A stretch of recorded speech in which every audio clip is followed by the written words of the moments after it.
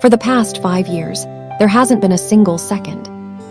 I didn't love you, and in the years ahead, there won't be.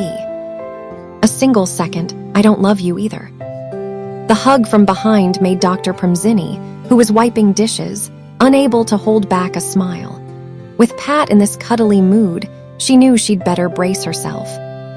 The last dish was set down, just as Dr. Premzini felt. A surprise, Pat's arms loosened around her, but when she saw what Pat was holding, she understood. Wine. You feel like drinking. Don't you have to go to the office tomorrow? I do.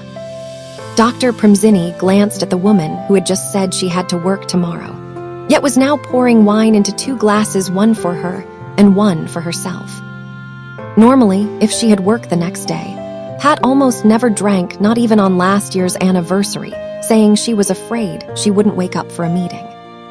But today, she seemed to be in such a good mood. If you have to go in tomorrow, why drink? To celebrate our 5th anniversary. A better answer, please. The way Dr. Premzini looked at her made Pat smile. Set the bottle down and walk up to the woman she loved. She slowly pressed her lips to hers, letting her taste. The wine she had carefully chosen herself, even if its price had made her break into a sweat. Being fed wine in such an unexpected way, Dr. Premzini savored its sweetness. After all, she knew the lips delivering it were already sweet enough to make her heart struggle to keep control otherwise. Work might be in jeopardy. Pat slowly pulled back. Just a moment ago, they had been standing and kissing, and now they were somehow on the sofa together. The wine was to blame. Pat had brought her doctor here, and not in an ordinary way either, but sitting right on her lap. My project just got approved for the first time, she said, unable to hide her joy.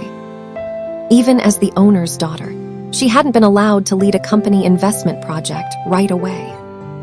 She had trained and learned from her older brother. For 3 years before her aunt and eldest brother finally gave their approval. I'm so happy for you. Why are you crying? Dr. Premzini kissed her cheek proudly. She knew how hard it had been for Pat to switch from the entertainment industry to her family's business, how exhausting and overwhelming it was, and how many times she'd complained of wanting to quit. But today, her love had taken another step forward. If it weren't for you, I'd have quit already. That was the truth. Learning a whole new line of work wasn't easy. She had never planned to get involved in the family business at all. Switching from entertainment meant she had to try so much harder, and there had been plenty of outside gossip to discourage her. Such a crybaby. Dr. Premzini wiped her tears with a smile.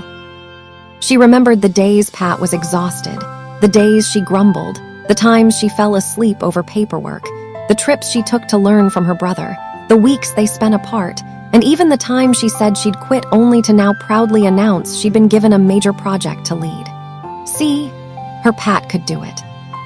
It's because of you I'm a crybaby. Oh, so now it's my fault. So you wanted wine to celebrate your project, right? Both, our 5th anniversary and my project, wait here. I'll get the wine. Dr. Premzini chuckled at the way she ran, as if afraid. She might change her mind. She even poured more than before. If she couldn't wake up tomorrow, she shouldn't expect to be allowed to drink next time. Why are you looking at me like that? She asked, handing her the glass, feeling her face warm under the gaze. Like what? Don't play dumb, answer properly. All right, you scold me so much. If she didn't, she wouldn't be Dr. Premzini. The more she scolded, the more Pat loved her. But when the doctor pretended to get up, Pat quickly hugged her tightly. If I scold you, then. Hey, I was teasing. Don't go.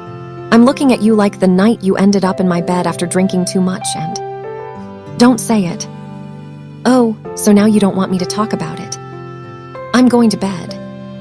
And off she went, leaving Pat to quickly set down her own glass and follow. No way was she staying on the sofa alone when her doctor was blushing like that. The embrace from behind made Dr. Premzini, lying on her side, smile. She couldn't turn around. Her face was too hot, knowing exactly what had happened that night. If Pat had been a man, things would have gone very differently. Are you shy, Prem? Turn off the lamp." Pat smiled, reached over to do as she asked, then wrapped her arms around her again. Every time they recalled that night, she couldn't help smiling, even after 5 years. She was so lucky to have met her. "Do you know something about that night?" "What?" "My heart was racing like never before. You were so sexy. I had to stop and look at myself. Shameless. Don't you dare drink anywhere without me." She was truly possessive. No one else was allowed to touch Dr. Premzini. Only she could hold her, kiss her, and love her. "Why?" "Because you're mine, very much mine." "I know, very much. Mine, and I love you very much too." Her "love you very much" still made Dr. Premzini's heart race every time, the sincerity tangible in every touch. Even their kiss now was proof if they didn't love each other. "It wouldn't be this sweet.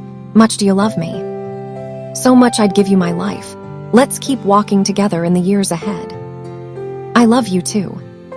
Their kiss began again, tender words mixing with rising warmth.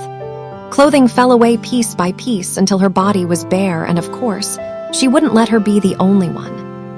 Dr. Premzini's touch was gentle, her lips teasing the curves of her chest. The more Pat squirmed, the more she wanted to touch her, knowing exactly how to make her call out for her. Pat looked at her beloved doctor, eyes full of love, heart pounding as she moved lower. The sensations made her body feel light and trembling, slowly building into delicious torture. It was a pleasure she wanted to shout to the world about. How good it felt to be loved by Dr. Prem. So good she didn't want to be apart for even a second. The alarm rang. Not just the phone, but her beloved doctor's voice too. Yet Pat still refused to get out of bed until her freshly showered partner shook her head. She tried to roll away, but of course, that wasn't allowed. "Pat, wake up. I'm sleepy." "Don't give me that. I'm warning you." But the warning didn't work. Pat only batted her eyes sweetly. "You made me tired." "Don't say that." "But it's true. Or are you denying it?" Seeing her cheeks turn pink in the morning was satisfying, but faced with that calm voice and stern gaze, Pat gave in. "5 more minutes, and if you're not up."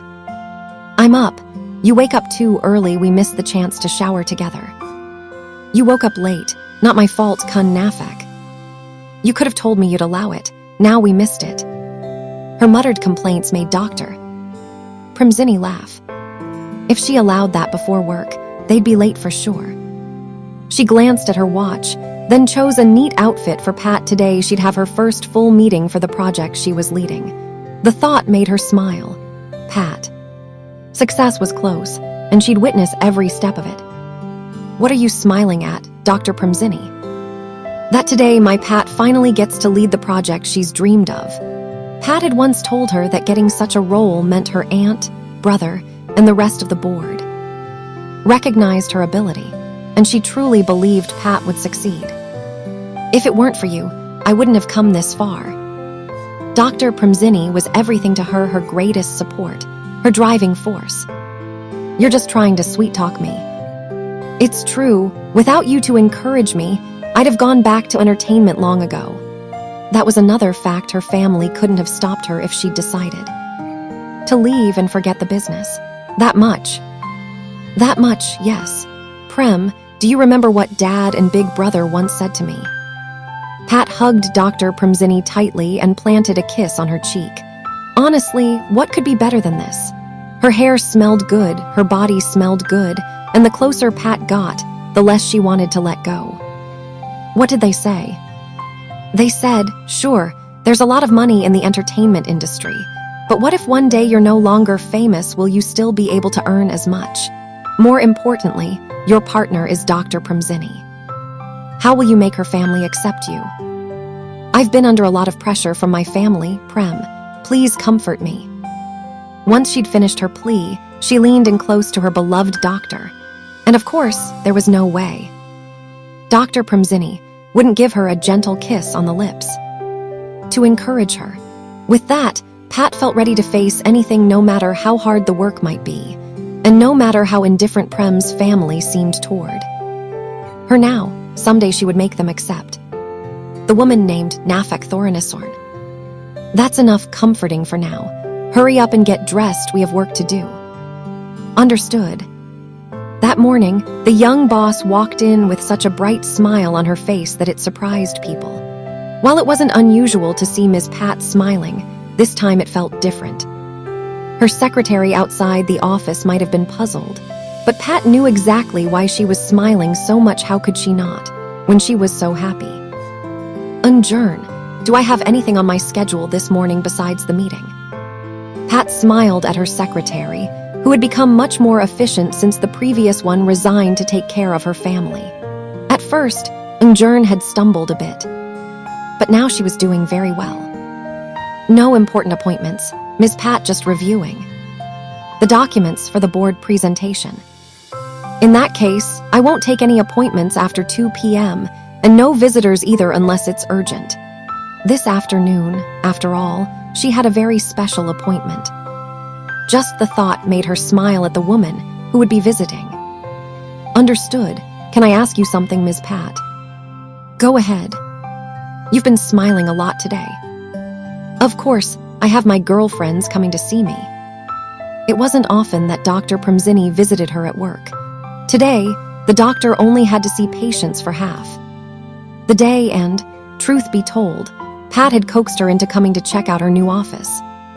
Girlfriend. You'll see soon enough, Unjern. Now, let's get ready for my big meeting. Is the paperwork ready? All set. The secretary watched her boss walk out with that mysterious smile, curiosity bubbling up inside her. Since she'd started working here, she'd never once heard Pat mention a significant other, and now suddenly she had one. Surely, it had to be some handsome man. Her boss was far too beautiful to settle for less. Unjern, what are you daydreaming about? Come on. Yes, I'm coming, Ms. Pat. The secretary hurried after her boss, who looked more prepared than ever, and she had every reason to be. Today was the first time she would be negotiating with a company for a joint investment project. This meeting was a milestone for Pat. As the lead, she would be discussing terms directly with the partner company. It could turn into her first major success, or end in failure. Good morning, Ms. Nafek. Good morning, Ms. Intira. Pat smiled warmly at the elegant woman before her. Intira Intaranen was the youngest daughter of one of the country's top real estate families. Her older brother had told Pat that Intira would help her grow and gain experience in the business world. I'm so glad to be working with you, Ms. Napek. Please, call me Pat. I should be the one saying I'm glad to be working with someone as talented as you. Then you can call me in. That way we'll get close faster. I'm happy you're leading this joint project. Intira gave her an encouraging smile. Normally, it was her older brother who handled joint ventures between their companies. But today, he decided it was time for the youngest daughter to manage and for Pat to step into the business arena herself. I'll be counting on you in. And I on you, Pat, after they signed the agreement. Both sides smiled at each other warmly. Pat watched Intaranen's team leave the meeting room with pride.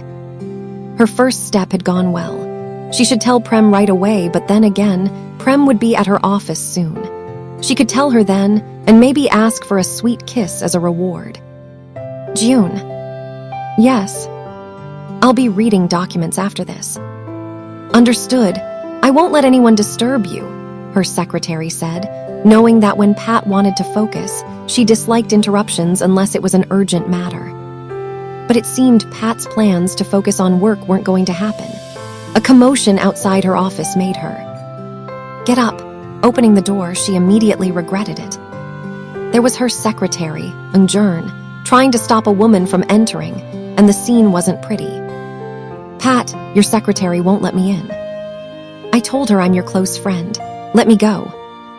Pat nodded for her secretary to release the woman, then firmly removed the hand that was clinging to her arm, giving her a look that made it clear she did appreciate this behavior. Ms. Pat, It's fine, June, I'll handle it. Pat walked back into her office, the uninvited visitor following right behind. Pat, sit down. What do you want, Nam? She gestured to the chair, thinking that if she didn't, Nam would come even closer. Your close friend, can't I visit you? You're being too cruel to me. Over the years, Nam had seen well enough that Pat was trying to cut her out of her life. As though their past friendship never existed.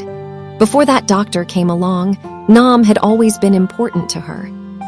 So you came all this way just to say that? Pat, I have work to do and I'm very busy. I don't have time for nonsense. She picked up her pen, making it clear that her time was valuable, yet still met Nam's gaze. Wondering what had made her bold enough to come here in the first place. Now, Nam's matters are just nonsense to you, Pat. 5 years ago, Nam's matters were still important to you. Right, time changes everything even. Enough, you came to my workplace, Nam. What exactly do you want to say? Asking directly was probably best. And more importantly, she didn't want to waste any more time. 5 years is long enough. I want us to be friends again, Pat. Friends, Nam. Pat looked at the woman she had once been inseparable from. Once she had liked her. Once she had secretly loved her best friend. Once she had thought this friend was pitiful and was willing to help her. Many times people had warned her that this woman had done things behind her back, but she had chosen not to believe it. Pat, if you saw me as a friend, Nam, you wouldn't have embezzled my modeling fees so many times. The reason I didn't say anything wasn't because I didn't know it. Was because I wanted to see if you'd change, but you didn't. You kept doing the same thing again and again. Pat, do you think I'm stupid, Nam? Is this what friends do? Don't do anything that'll make me feel even worse then. I already do. What happened was more than enough. Haven't the past 5 years made you realize anything at all? Pat, it's because she brainwashed you, isn't it? That's why you're not the same Pat I used to know. The same Pat you want is the stupid Pat, isn't it? Just go, Nam. Don't interfere in my life anymore. It wasn't that she felt nothing saying this to someone she had once considered her closest friend. If Nam changed, she would be willing to be friends again, but Nam had never even thought about changing. Because of her. It's not because of anyone, and please don't refer to my partner as her in that tone. Pat, go, Nam. Don't make me feel any worse about you than I already do. I'm not going. I really want to be friends with you again, Pat. She squeezed out tears to look pitiful. She was cornered now. Without help, she would surely die. If you want my help, just say it. I don't want to waste time. Help me, Pat. I have no one left. How much do you need? 700,000. I owe 700,000. If I don't pay, I'll be killed for sure. I'll help you, but this will be the last time. I'll have my lawyer handle it. After this, we're strangers. The woman who had come back asking to be friends again left Pat's office, but Pat remained seated, thinking about her tearful plea. No matter what, she and Nam had once been close friends. This would be the last time she helped her. She regretted the friendship they once had, but didn't regret that sometimes it takes a long time to realize who your real friends are. Excuse me, Kun Pat, earlier Jen. The secretary, Jern, smiled apologetically for allowing her boss's old friend to enter the office, even though she knew Pat didn't like being disturbed while reviewing important documents. It's fine. Jen tried, but I said it's fine. Next time if Nam comes here, don't let that happen again. Report to me first, and no matter what, don't let her into my office unless I give permission. Understand, Kun Jen? But she said she's your close friend. She's not a close friend, just an ordinary friend. Not close. Understood. The look in Pat's eyes made her nod quickly. That woman named Nam was not her boss's close friend, just a regular acquaintance. Good. I'm going to read these documents now. This time, I won't let anyone disturb you, Kun Pat. Jern silently vowed to redeem herself after letting her boss be disturbed last time. She would make sure no one could get in to bother Pat ever again, but it seemed she would have to deal with something similar to what had happened just 2 hours ago. Luckily, She had already come back from lunch with her colleagues otherwise. She might have been fired for letting an unauthorized person in. "Excuse me, how did you get up here?" The question from behind made the woman near the door freeze. She smiled politely at the unhappy-looking secretary. It must be her lover's new assistant. "I came to see Pat." "I can't let you see my boss right now." Looking at the woman in front of her, she couldn't help but admire her, so different from last time. She had an elegant, captivating presence. Still, she couldn't allow her to meet Pat yet. "Then when can I see her?" "Around 1 o'clock. Pat is still busy with important documents." Her boss had said an important person would come at 1, and she would get to see who it was. "All right, I'll wait then." She glanced at the clock. It was almost 1, just 15 minutes early. If the secretary wouldn't let her in now, she could wait. Jern watched the woman flip through a magazine with admiration, but she had to look away when her boss suddenly opened the office door with a worried expression. Checking the time, she seemed to be waiting for someone. "Are you looking for something, Pat?" "No, why isn't she here yet?" "Who hasn't arrived?" "My lover." "Oh, your lover, your lover." She almost clutched her chest but lowered her voice when she caught Pat's warning look. If Pat was waiting for her lover, then that woman earlier. Prem. Her boss rushed over immediately to greet that woman. That was definitely Pat's special someone. Their smiles were too clear. Jern sighed at her own earlier mistake. Wait, Pat's lover was a woman. Jern. "Yes, Pat." Now that her boss had brought the woman she'd admired up close, it was even clearer they were lovers. And the smile on her boss's partner face was radiant enough to make anyone envious. "This is Dr. Premzini, my partner. Don't let her sit waiting like that again." "Yes, Pat, I'll remember that." "Pat, speak nicely. You're scaring Jen." Dr. Premzini chided gently before giving her a light punishment. "Ow, punished again. I just wanted to tell Jern to bring you to me right away because I miss you every second." Did her boss forget that the secretary was still standing there, not knowing how to react, watching her boss fawn over her lover? Perhaps you and the doctor should continue in your office," Jern suggested. Dr. Premzini smiled warmly at the secretary before stepping inside with her partner, who was grinning in a way that made her want to roll her eyes, didn't she? Realize her words had almost made her blush. "Ow, Prem, why are you pinching me?" "To teach you a lesson. How could you say that in front of Jen?" Her cheeks were still burning. "What did I say?" "Pat, I just wanted to tell Jern how much I miss you and introduce my partner in my own way." "You're impossible. I should spank you." Premzini looked at her with mock annoyance, which softened into a small smile when she received a familiar hug. "I just want to show off my girlfriend," she replied simply, so directly that it made Premzini smile. Pat clearly trusted Jern enough to be so open. Normally, she was more reserved about such things, especially since she often said it wouldn't be appropriate if patients saw them. "Show me off, and people will be jealous. That's their problem for me. It's only about you, Prem."